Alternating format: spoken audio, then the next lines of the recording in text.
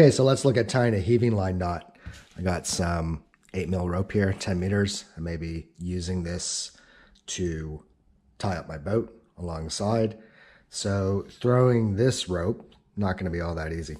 So let's look at how to get some weight on the end of the rope, different from using a monkey's fist. So we got some braided rope obviously here.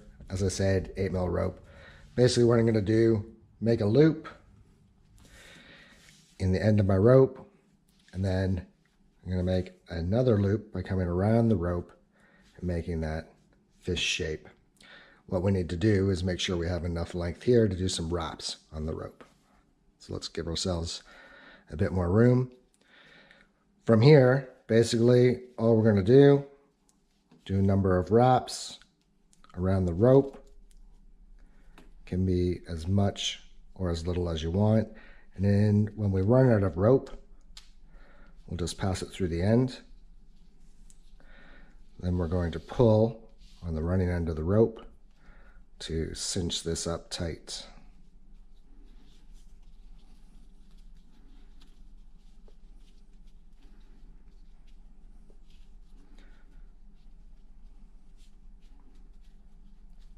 There you go. Only takes a few seconds. Got a bit of weight on the end of the rope, and you can make that any size you want. So let's try that again. I'm trying to make a bit more wraps so we can get this rope farther from the boat to the shore. Okay, again, pretty simple. Loop your rope. Pass the running end through. Make our little fish shape around our line. And then we'll make a number of wraps.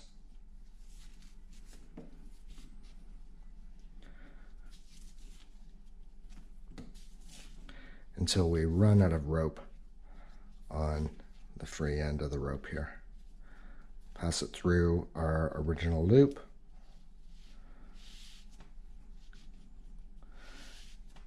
And cinch up our knot by pulling on the standing end of the rope. And there you go.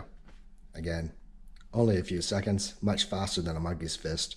Works well on braided rope, and works just fine on traditional rope, 3 or 4 lay rope. So there it is, the heaving line knot. So you could leave your heaving line knot pre-prepared on your lines, or again, simply to undo it. Just a little bit of slack. Pull off the wraps, and you're back to just the free end of your rope.